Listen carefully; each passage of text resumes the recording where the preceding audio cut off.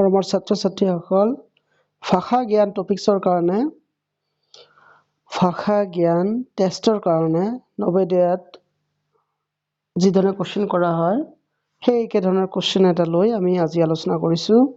তোমালোকে চাই থাকিবা। এই ইয়াত এটা টপিকছ দিয়া আছে, পেৰাগ্ৰাফ দিয়া আছে, সেই পেৰাগ্ৰাফটো পঢ়ি তাত থকা কোৱেশ্চনখিনি আমাক আনসাৰ কৰিবলগীয়া হয়। কেনেকৈ কৰা হয় মই তোমালোকক দেখাই দি আছোঁ, তোমালোকে চাই থাকিবা। তোমালোকক অনুৰোধ কৰিব বিচাৰিছোঁ তোমালোকে মোৰ চেনেলটো ছাবস্ক্ৰাইব কৰিবা, লগতে ইয়াত থকা কোৱেশ্চন যি কোৱেশ্চন দিয়া হয় সেই কোৱেশ্চনখিনি তোমালোকে আনসাৰ কৰিবলৈ চেষ্টা কৰিবা। আমি আৰম্ভ কৰিছোঁ। ফাৰ্ষ্ট মই তোমালোকক পেছেজটো পঢ়াই শুনাই দিছোঁ। আইজাক নিউটন আছিল এগৰাকী মহান বিজ্ঞানী। 1642 চনত তেওঁৰ জন্ম হৈছিল আৰু 1727 চনত মৃত্যু হৈছিল। তেওঁ মহাকৰ্ষণ সূত্ৰ আৱিষ্কাৰ কৰিছিল। এদিন বাগিচাত বহি থাকোঁতে আপেল এটা সৰি পৰা দেখি তেওঁৰ মনলৈ মহাকৰ্ষণৰ ধাৰণা আহিছিল। তেওঁ ভাবি উলিয়াবলৈ চেষ্টা কৰিছিল কিয় পৃথিৱীয়ে সূৰ্যক পৰিভ্ৰমণ কৰে আৰু চন্দ্ৰই পৃথিৱীক পৰিভ্ৰমণ কৰে। তেওঁ নিজকে প্ৰশ্ন কৰিছিল আপেলটো কিয় মাটিত পৰে। এই ধৰণৰ চিন্তাৰ পৰাই মহাকৰ্ষণৰ ধাৰণা তেওঁৰ মনলৈ আহিছিল। নিউটনে এই কথাও কি কৰিছিলে উলিয়াইছিল যে বগা পোহৰৰ সৈতে প্ৰকৃততে 7টা বেলেগ বেলেগ ৰঙৰ সংমিশ্ৰণ। এই ৰংবোৰ ৰামধেনুত দেখা পোৱা যায়। তেওঁৰ আৰু বহুতো আৱিষ্কাৰ আছে। নিউটন আছিল এগৰাকী অত্যন্ত বিজ্ঞ ব্যক্তি। তেওঁ বৰ অমায়িক আছিল।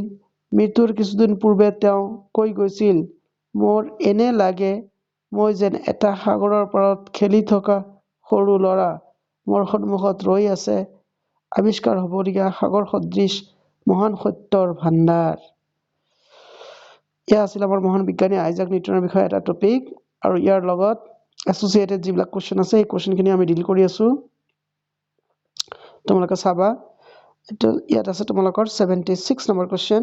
আইজাক নিউটন আছিল এগৰাকী মহান কি আছিলে সেয়া তোমালোকে পাঠৰ পৰা গম পাইছে বিজ্ঞানী। গতিকে আমাৰ ঘ নম্বৰটো হ'ব আমাৰ ৰাইট অপশ্যন। আচ্ছা, তাৰপিছত আছিল নেক্সট কুৱেশ্যন। তেওঁৰ জন্ম কোন চনত হৈছিল? 1642 চনত তোমালোকৰ টপিকত দিয়া আছে। নেক্সট কুৱেশ্যনটো আছিল তেওঁৰ চিন্তাৰ উদ্ৰেক কিহৰ কাৰণে হৈছিল? কিহৰ কাৰণে হৈছিল? ইয়াত অপশ্যন কেইটা দিয়া আছে। সৰিৰ পৰা গোলাপ ফুল এটাৰ বাবে, সৰিৰ পৰা আপেল এটাৰ বাবে, সৰিৰ পৰা নাৰিকল এটা, তললৈ জঁপিওৱা এটা বান্দৰ। কোনটো আছিল?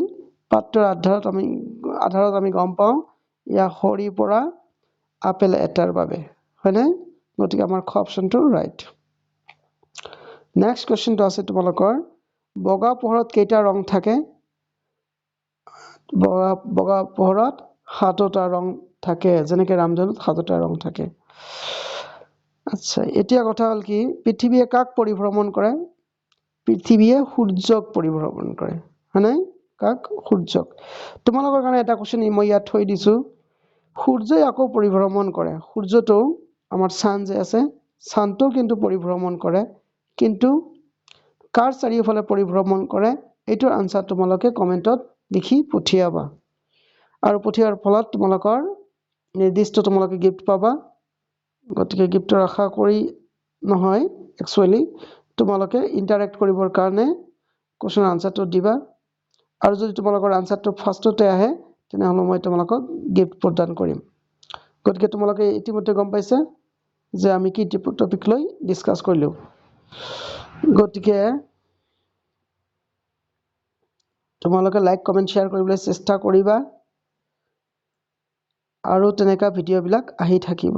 চোৱাৰ কাৰণে ধন্যবাদ।